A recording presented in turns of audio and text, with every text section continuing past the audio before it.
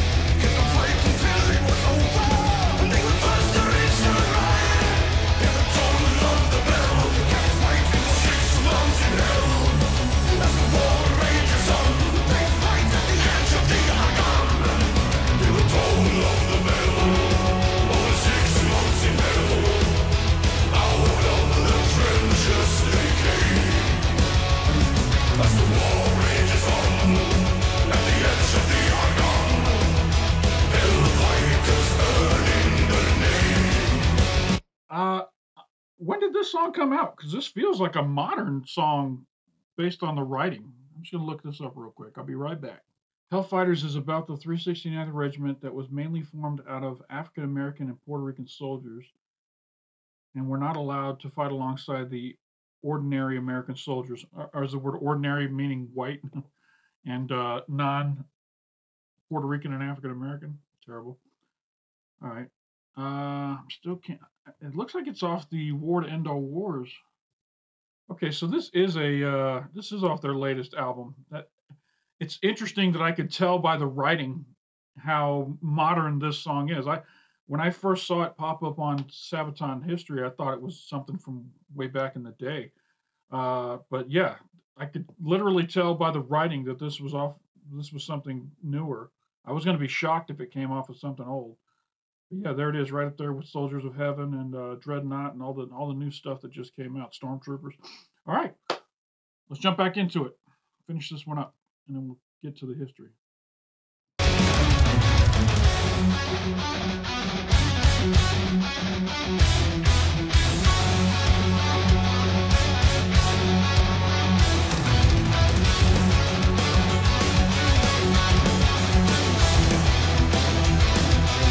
real quick shout out to the folks doing the lyric videos over there at Sabaton. You know, they always go that extra mile when they make their lyric videos to make them dynamic. I like the way the smoke and the fire in the background is moving and active on top of a painting. So we got like a still painting with moving features. That's a really cool visual for the viewer at home. I really like that.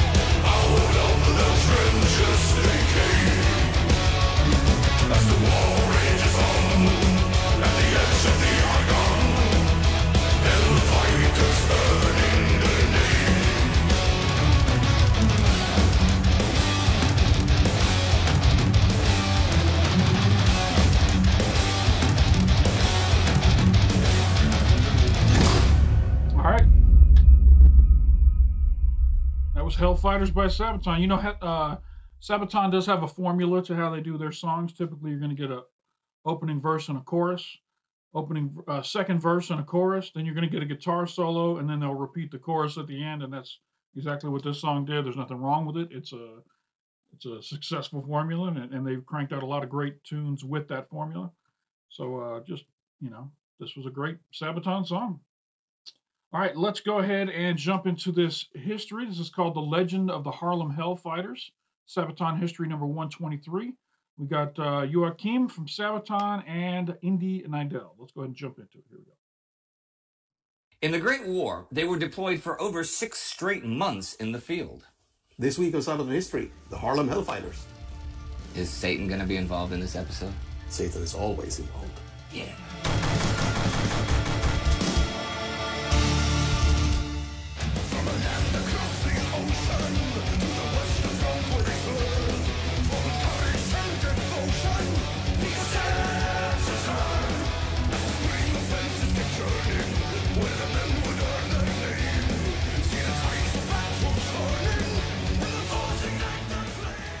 Hellfighters. That is what the Germans called them, the men of the U.S. 369th Infantry Regiment based in Harlem. So, Harlem Hellfighters is how they are remembered today. And you know what? They served for 191 days under fire, 6 straight months, which was the longest deployment of any American unit during the Great War. But they never lost a foot of ground, nor ever had a man taken prisoner. Now, the unit was originally the 15th Infantry Regiment of the New York Navy. Whole bunch of white guys right up front here, like they're the leadership over the Harlem Hellfighters. Surprise, surprise. National Guard. This was created already before that war, and it was after pressure from people in black communities who wanted to serve in the U.S. National Guard. When the U.S. joined the war and began sending troops to Europe in 1917, the 369th was shipped out December 27th. They arrived in France on New Year's Day 1918 and joined the 185th Infantry Brigade. Their unit was not given combat training, though, but they were instead assigned manual labor duties like digging latrines. And they experienced a great deal of racial harassment from Army officials. American Commander John Pershing sort of loaned the 369th to the French 161st Division in April, and it was only after that they would begin to earn their combat honors. The unofficial reason for this loan really was that some white soldiers refused to serve alongside African Americans. In fact, the American Expeditionary Force even released a pamphlet, which I guess I can best describe as incredibly racist, to the whole French army. A pamphlet called Secret Information Concerning Black American Troops, or SICBAT. You say you might be able to consider racist? The title of the damn thing. Oh, SICBAT. SICBAT requested that the French troops, most of whom did not share the prevalent racist views of their American counterparts, or at least not to the point of segregation, it requested that they stop treating African Americans as equals. It warned of their tendency towards rape, claiming, quote, "The black American troops in France have, by themselves, given rise to as many complaints for attempted rape as the rest of the army." This was not true. It also requested that the French troops not eat meals with them, or even shake hands with them, nor commend them too highly, as this would lead to them thinking themselves more important than they were. Our country has such a shameful history when it comes to how we've treated people with dark skin and people who aren't white. And as an ancestor of those horrible people who did those things, I can't imagine what it must have been like for them, for their ancestors living now who hear about these stories. Oh, man, this is why these things have to be taught in schools. We can't whitewash history. We can't make it seem like everyone's always been hunky-dory and friends with each other. We have to teach this stuff. We have to make sure that it never happens again by teaching the next generation about it. And that's all I got to say about that. And that, could be harmful to American society after the war. The French army, for its part, basically just welcomed the reinforcements. They'd been fighting and dying on their own land for 3 years by then. New soldiers were a godsend. In mid-April, the 369th was assigned to a 4.5-kilometer stretch of the front in the Argonne, under the command of French General Henri Gouraud.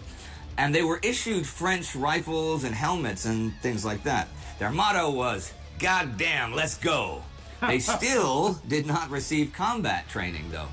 Well, as I said at the beginning, they served for over 6 straight months, and they suffered 1,300 casualties during that time, which was the most of any U.S. Army regiment.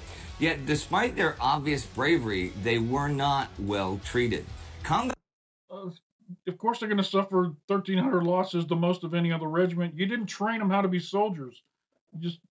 They were destined to fail. Combat troops were sometimes taken out of the line to serve as orderlies. Pay was stopped to nearly the entire regiment at one point. They had to go through things like that. And it wasn't just during the war either.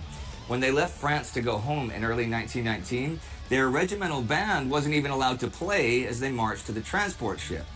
It was February when the by then Harlem Hellfighters returned to New York. And they had a victory parade along Fifth Avenue led by Sergeant Henry Johnson. The parade really showcased that whatever had happened overseas, it was not reflected back home, since the parade was all black. The Hellfighters and the other African-American regiments were not allowed to participate in the main victory parade. That was strictly segregated.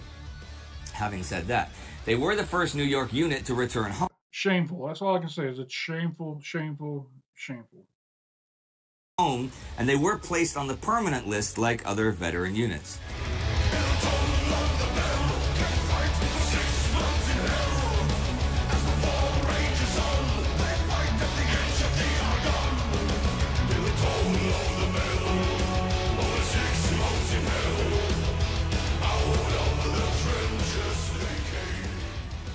The French government, by the way, awarded the Croix de Guerre, the highest military honor, to 170 soldiers of the 369th, including Henry Johnson, the parade leader, who was the first American to receive that award for their efforts and their achievements during the war. Johnson performed some of the most remarkable feats of this or any other war in May 1918. He was a private at the time. Okay, the night of the 14th, he and another private, Needham Roberts, were on sentry duty. Now, Johnson would later say that he thought it was crazy to send out untrained men as sentries, but a job is a job and an order is an order.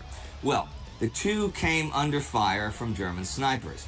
They're pinned down in their dugout, so they lined up a box of grenades to be ready just in case the Germans raided them.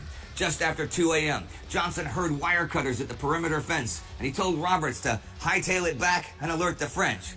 Then Johnson threw a grenade, which the Germans answered with grenades and gunfire.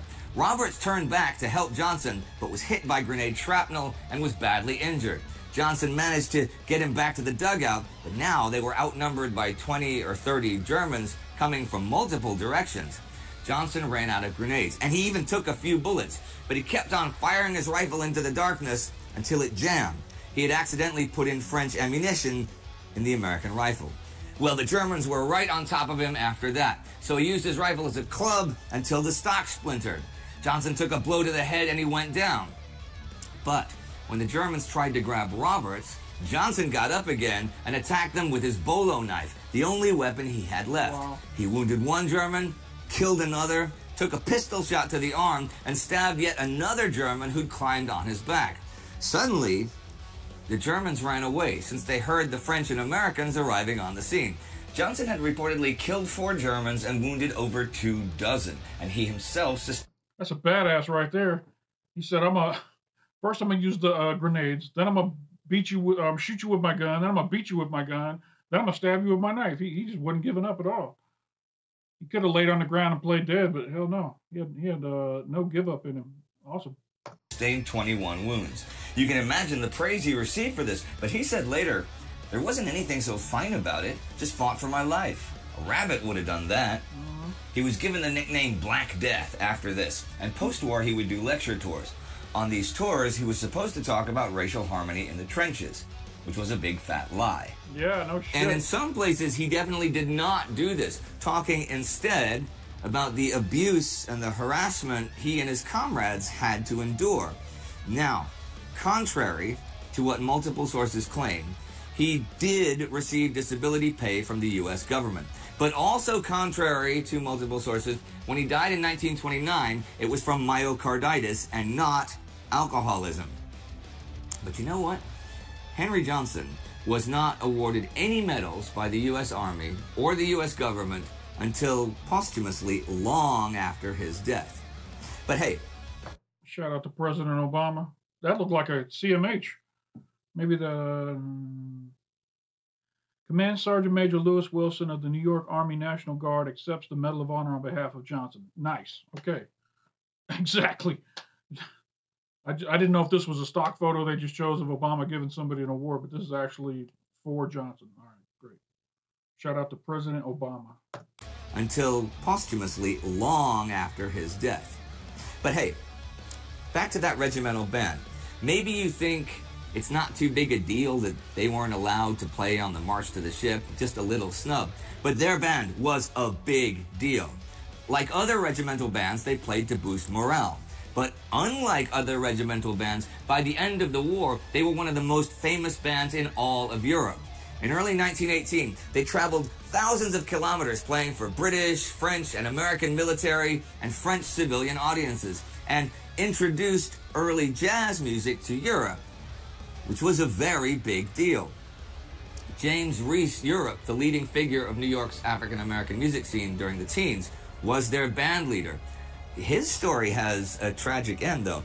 He was stabbed by one of his musicians May 9th, 1919, during an argument in a show's intermission. But since it was only with a little penknife, he and his bandmates thought the wound, even though it was in the neck, was superficial. He told the band to finish the show after the intermission. But the hospital was unable to stop the bleeding, and he died a few hours later. Then, he was the first African-American ever to have a public funeral in New York City. There are a bunch of notable soldiers of the 369. You can look them up yourself, and there are loads of books about the Harlem Hellfighters out there too, which will give you a better idea of the unit, the men, their service, and of course the trials they faced because of their skin color, as well as details about the frontline combat the Harlem Hellfighters bravely fought in the war to end all wars.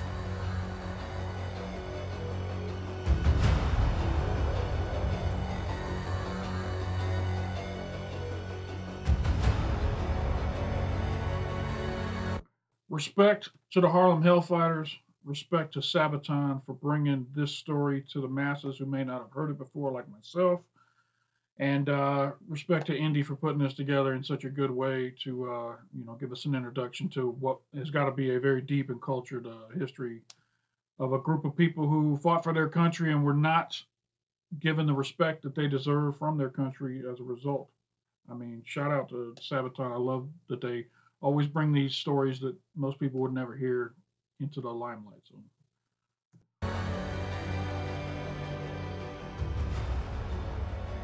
Okay, Joachim, what is this interview about?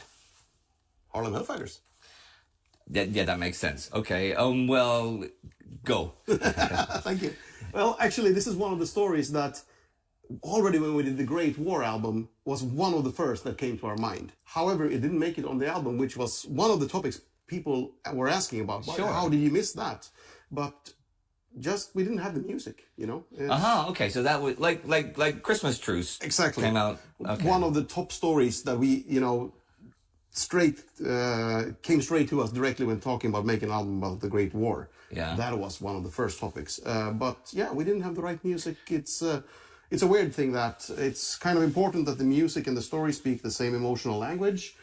And yeah, we tried. Yeah, you can't have a Harlem Hellfighters song set to the music of Christmas Truce. That just wouldn't make sense. Wouldn't make sense. Tried to squeeze it in onto other songs, you know, but no, it didn't work out. But I'm really happy that we did, because it has a bit more of a punishing vibe to it, the music as well. Yeah. And it was sort of, when me and Chris wrote the music, we sort of, I mean, when we started, we didn't know what we were writing, but it wasn't long until, I'd say, you know, maybe once we had the idea of a verse or a chorus, we already felt like, this is the one. This is the one about the Harlem Hellfighters. But that's interesting that you said you started writing the music, because obviously if you had the idea for this, one might think that you had already maybe written lyrics, but hadn't figured music. Was it all written at the same time, the music and the lyrics together? No, in this case, we sort of figured out what it was as we were writing the music. Okay. In most cases, when writing music, you have an idea of around what it possibly could be. Or sometimes, I'm sorry to burst any bubbles here, sometimes you're just playing around trying to come up with a cool-ass riff, you know, or something like that. Or you're writing in a toilet visit on toilet paper. That has happened too. That has happened. Check that episode out. Well, what was the actual first song you wrote for the Great War then? The very first one, music and lyrics. For the Great War, I don't remember. But for the War to End All Wars, it was Christmas Truce. It was Christmas Truce. It was Christmas Truce, because I promised myself, once we realized we're going to go back into that, you know, World War I era again, that I'm going to make that first so we don't miss it. Well, okay. What was the last one? Oh, good question. You shouldn't ask me things I don't remember, you know. You can tell we really prepare for these interview sections, exactly. You know. List of questions. Yeah. I don't really remember. Oh, yeah, I do. Stormtroopers was the final one to finish. Cool. Yeah, actually, yeah. What was... Great song. Both of those great songs. Great songs. It about Hellfighters, other than the fact that... Out of the trenches, the Stormtroopers rise. You know, people had, you know, written in asking for it and things like that. What was it that grabbed you so much about them that you really wanted it as one of the very first topics? Whether or not you could make a song about it.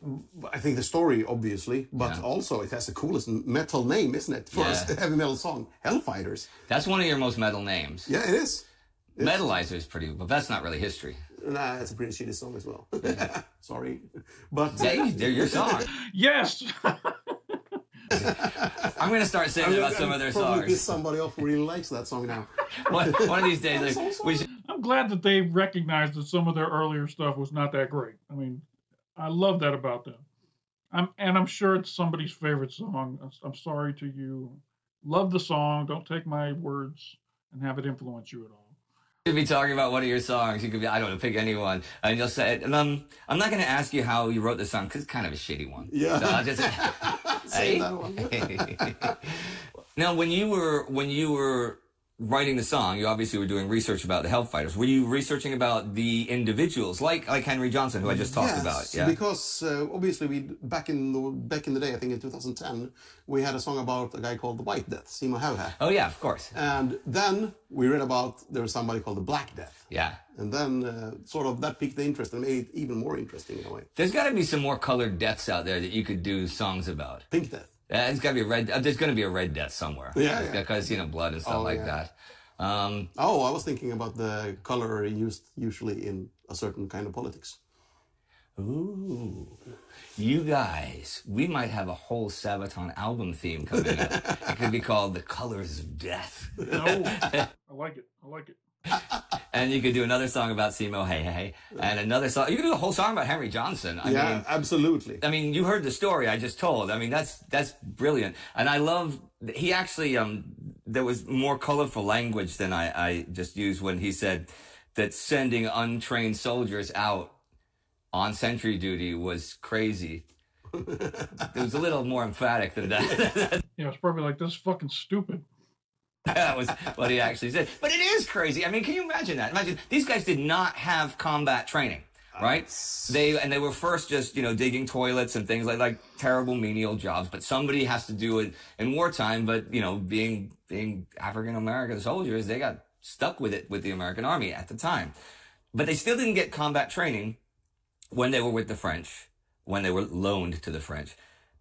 But they were in combat. I mean, they got combat training on the job, but you would usually prefer that beforehand, you know? Yeah, that's something you really want some training on before doing it. You know? Yeah, I can't imagine. I mean, think what it must have been like to be not just fighting in the war, but to be one. Yeah, let me stop for a second and give a shout out to the French who didn't treat them like animals, you know what I mean? They treated them as equals. They taught them some stuff to keep them healthy, and they treated them like human beings. And, you know, I'm sure the family members of the 369th appreciate that, and I appreciate that. Shout out to the French for being a good example of what we can be. You know what I'm saying? One of the Harlem Hellfighters fighting in the war. To not be trained, to be doing sentry duty, to still manage to kill 4 Germans and wound like 20 more. Imagine how exhausted you are after that time long of a deployment. Yeah. What did I say? 192 or 193 days? You just heard it 10 minutes ago. I forget exactly how many it was. That's over 6 straight months. And something I did not mention in the episode, they made up in terms of amount of people. The Harlem Hellfighters were like 1% of the American armed forces there, but they were deployed. It's over 30% of the total deployment time. Yeah, of the territory that they would allotted to them. They had a large amount of territory to cover and stuff. I mean, it wasn't particularly doing with the French or on when they were alone with the French. I mean, no, their territory where they were assigned to. Okay, their assignment and stuff. Somebody would have to look up the exact numbers, which you can do that, and then you can write it in the comments. Homework. So it's nice giving people homework. Yeah. You know, maybe. Let's see who's first on the comments with that one. Wait, here's a good homework for somebody who really, really wants the gold star. Somebody who really wants a special little present from me and Joachim. We'll decide what it is later. Write a song about Henry Johnson. Yeah. Write a song about Henry Johnson. Send it in. We might not play it to anyone, but if it's really good, we can give them a present of something, right? Yes. Yeah. Okay, that's pretty good. All jokes aside, I mean, what they had to endure and what they achieved is, I mean, you could say that about many units during the war because it was such a war of privations and problems and issues. Yep. And the desperation in the trenches and stuff and the bravery that kept people going. But still, this should be a tribute. So we'll end it as a tribute. Ladies and gentlemen, the Harlem Hellfighters endured a great deal without combat training and yet emerged as one of the most legendary units of not just the Great War, but the 20th century, right? Indeed. All right. Well, that is it for today. All from Sabaton History. Hope to see you again very soon. Very soon. Satan.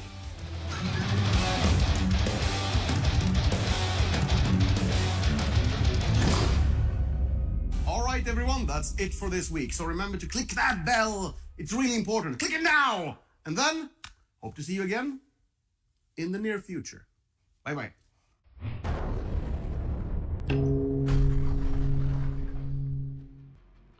All right, that was great. Shout out to Sabaton and Indy for doing another great Sabaton history, and this was a good one. I really like this song. I'm going to definitely put it in my Sabaton rotation. It's a good one. It's a great story. Shout out to all the members of the 369th, and for thank you for your service to our country.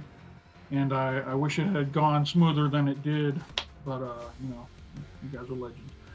This was a lot of fun. I ain't done a Sabaton song in a while. I really wish they'd put out a new album or release more than just they've been releasing nothing but lyric videos most of the past months. So I've just been keeping an eye on them, and when new stuff comes out, I'll take a peek at it. So I enjoyed this quite a bit. I hope you guys enjoyed this reaction. If you did, hit that like button down below. It doesn't cost you anything. It makes me feel good when people like my videos. If you're not subscribed yet, there's a big button down below. Click on that. It'll turn gray, let you know you have subscribed. And if you hit the bell off to the side, It'll let you know anytime I drop new content over here at Touchy Reactions. I also have a Patreon. There's a link up in the corner and down below in the description, and all the social media links are down there as well. Come on over and follow Touchy Reactions on social media for all the non-reaction video type content. Again, this was a lot of fun. Shout out again to all my friends in the Sabaton Army out there. Congratulations again to Floor and Hannes on their new baby Lucy. And that is it for this episode. I appreciate you stopping by, and don't forget to come on back. If you enjoyed this video, the YouTube algorithm is pretty sure that you will enjoy this video right here. So come on over and check it out.